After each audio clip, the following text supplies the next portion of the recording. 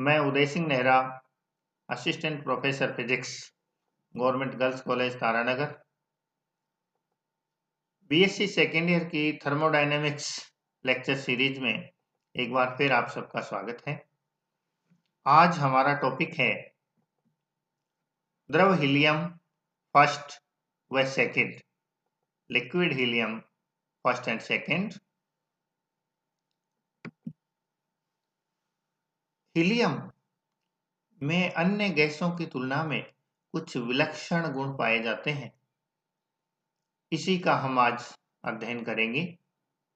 अन्य गैसों जैसे ऑक्सीजन, नाइट्रोजन व हाइड्रोजन के शीतलन की तुलना में हीलियम गैस का शीतलन कुछ विशेष विलक्षण गुण उत्पन्न करता है। जब हीलियम गैस को इसके क्रांतिक ताप 5.2 केल्विन से कम ताप पर ठंडा करते हैं तो 4.2 केल्विन ताप पर यह द्रव अवस्था में बदल जाती है। और 5.2 केल्विन से कम, ये इसके लिए क्रांतिक ताप है। इससे कम ताप पर शीतल जब करते हैं तो 4.2 केल्विन ताप पर ये द्रव अवस्था में बदल जाती है। यह अवस्था परिवर्तन सामान्य दाब पर होता है। ये जो अवस्था परिवर्तन है ये सामान्य दाब पर होता है।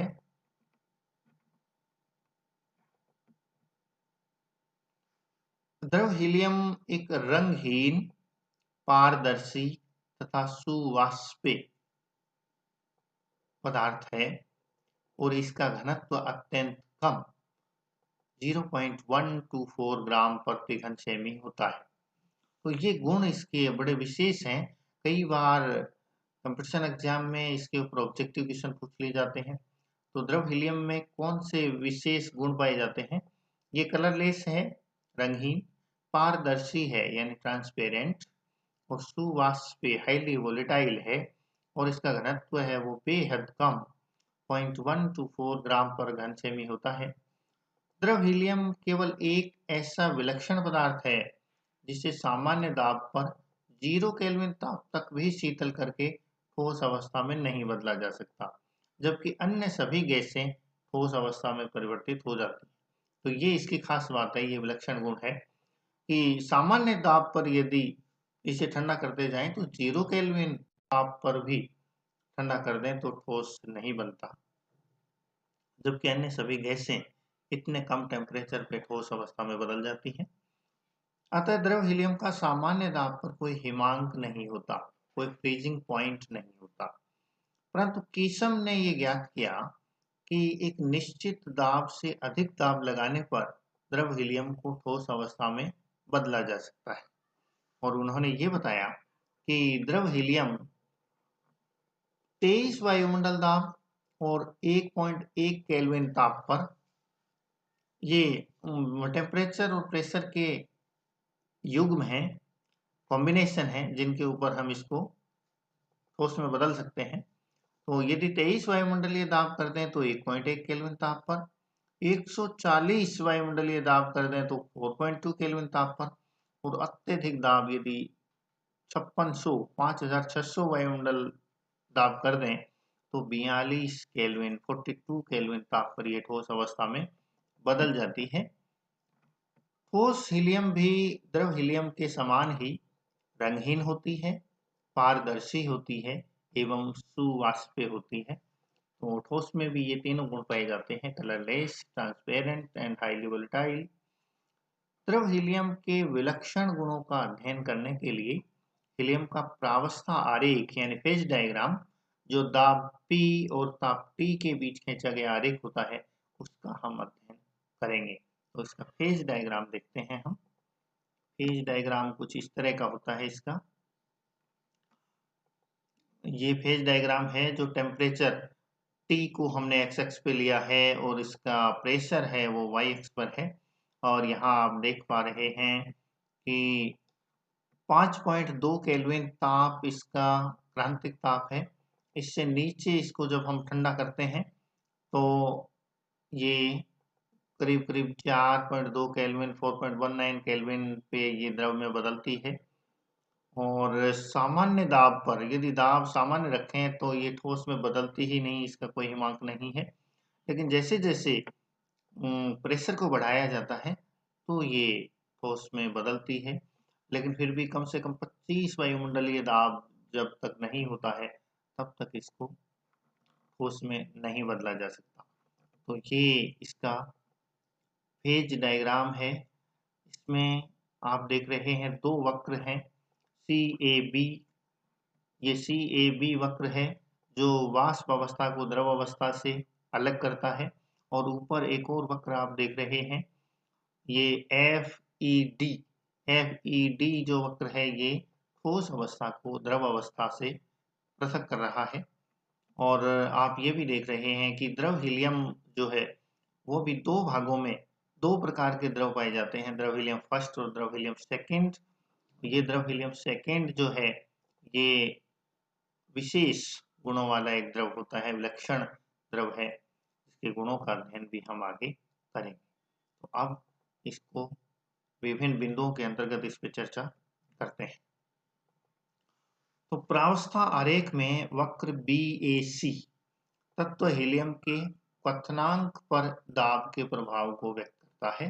वक्र BAC अभी जो हमने देखा नीचे वाला जो ये वक्र है BAC, ये क्वथनांक पर दाब के प्रभाव को व्यक्त करता है। यह क्वथनांक वक्र क्रांतिक बिंदु क्रिटिकल पॉइंट C, जहां प्रेशर 2.26 वायुमंडलीय दाब है और टेम्परेचर 5.2 केल्विन है, इससे प्रारंभ होकर P बराबर 0 T बराबर 0 की ओर अग्रसर होता है। इस वक्र के नीचे हीलियम तत्व गैसीय अवस्था में और ऊपर द्रव अवस्था में रहती है, और इस वक्र को द्रव वाष्प प्रावस्था रेखा लिक्विड वेपर फेज लाइन या संतृप्त वाष्प रेखा सैचुरेटेड वेपर कर्व भी कहते हैं। तो एक बार फिर से देखिए इसको अच्छे से।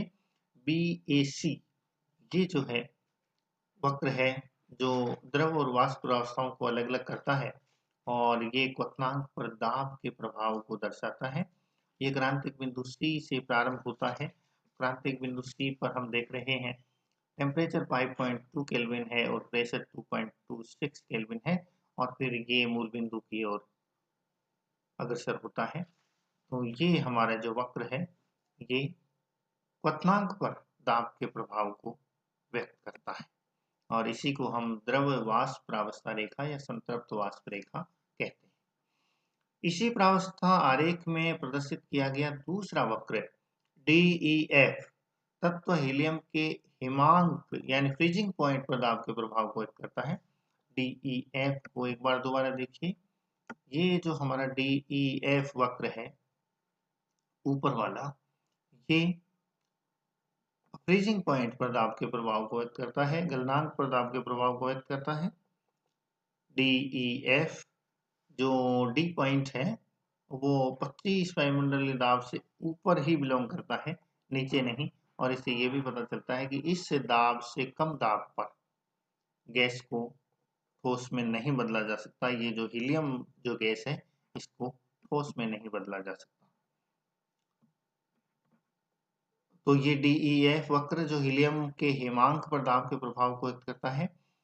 इससे ठोस द्रव प्रावस्था रेखा इसे ठोस द्रव प्रावस्था रेखा सॉलिड लिक्विड फेज लाइन या संलयन वक्र फ्यूजन कर्व भी कहते हैं, और इससे ज्ञात होता है कि एक नियत 25 वायुमंडलीय दाब से अधिक दाब लगाकर ही हीलियम को ठोस में बदला जा सकता है। इससे कम यदि हम दाब रखेंगे तो हीलियम जो है वो ठोस अवस्था में परिवर्तित नहीं होती। तो ये दो वक्र हमने देखे। BAC जो हमारा द्रव वाष्प प्रावस्था रेखा है, और या इसको संतृप्त वाष्प रेखा भी हम कह सकते हैं, जो क्वथनांक पर दाब के प्रभाव को दर्शाता है।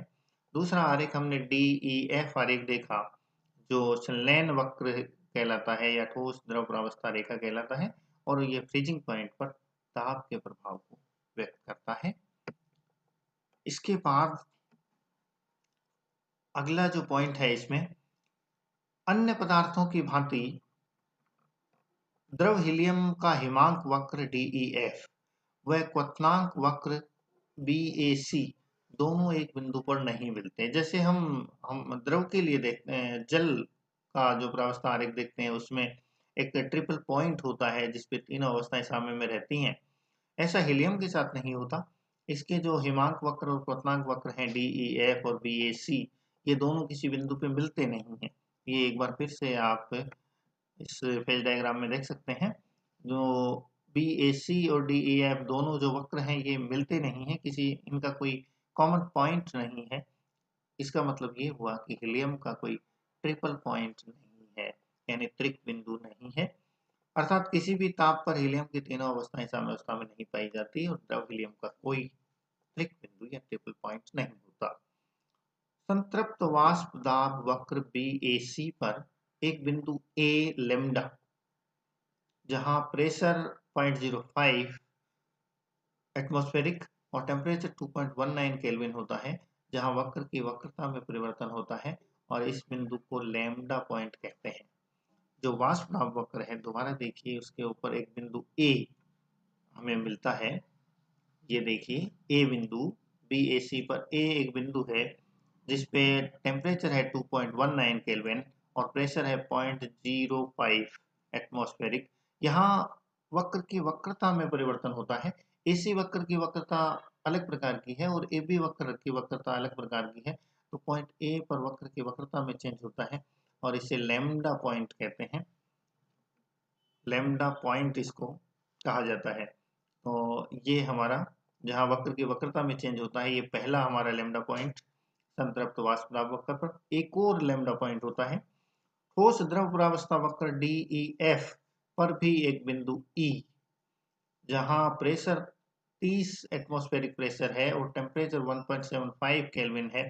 यहाँ भी वक्र की वक्रता में परिवर्तन होता है और बिंदु E और A दोनों जो लैम्डा पॉइंट है, इनको मिलाने वाली रेखा को लैम्डा लाइन कहते हैं। तो एक बार फिर अपने फेज डायग्राम में देखिए, E जो वक्र है, ये हमारा E पॉइंट जो है DEF वक्र पर, जो संलयन वक्र है इसके ऊपर, ये भी लैम्डा पॉइंट है।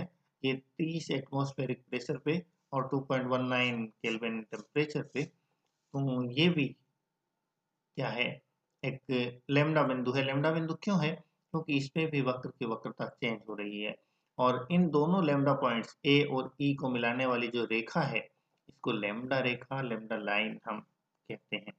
तो ये विशेष चीजें केवल हीलियम के फेज डायग्राम में ही पाई जाती हैं, अन्य गैसों में नहीं पाई जाती। अब लैम्डा रेखा के दोनों ओर हीलियम द्रव अवस्था में होती है, दोनों ओर हीलियम द्रव अवस्था में होती है, परंतु इसके दाहिने ओर का हीलियम द्रव अन्य सामान्य द्रवों की भांति व्यवहार करता है। इसे हीलियम He फर्स्ट कहते हैं। जो लैम्डा लाइन है, ये द्रव अवस्था को दो भागों में बांटती है, हीलियम फर्स्ट और हीलियम सेकंड। दाहिने ओर का द्रव है, इसको हीलियम फर्स्ट कहते हैं, और बाएं ओर के द्रव को हीलियम सेकंड कहते हैं। दाहिने ओर का द्रव है, ये तो नॉर्मल द्रव की भांति व्यवहार करता है, लेकिन इसके बाईं ओर का हीलियम द्रव असामान्य व्यवहार करता है, अब नॉर्मल बिहेवियर करता है, और इसे द्रव हीलियम सेकंड कहते हैं। और ये जो रेखा है, इसको प्रावस्था संक्रमण रेखा या फेज ट्रांजिशन लाइन कहते हैं। जो लैम्डा लाइन है, इसको फेज ट्रांजिशन लाइन भी कहते हैं। तो ये हमने द्रव हीलियम के विलक्षण गुण देखे। द्रव हीलियम फर्स्ट और सेकंड क्या होते हैं, एक बार फिर आप फेज डायग्राम में देख सकते हैं कि ये जो हमारी लैम्डा लाइन है, ये द्रव हीलियम को दो भागों में बांटती है। दाहिनी ओर का द्रव हीलियम फर्स्ट और बाईं ओर का द्रव हीलियम सेकंड। दाईं ओर का द्रव हीलियम है, जो हीलियम फर्स्ट है, वो तो सामान्य द्रवों की भांति व्यवहार करता है, लेकिन द्रव हीलियम सेकंड है, वो असामान्य इसके गुणधर्म होते हैं, जिनको हम अगले लेक्चर में कवर करेंगे कि कौन कौन से असामान्य गुणधर्म इसमें पाए जाते हैं। तो ये हुआ हमारा द्रव helium first and second. Thanks.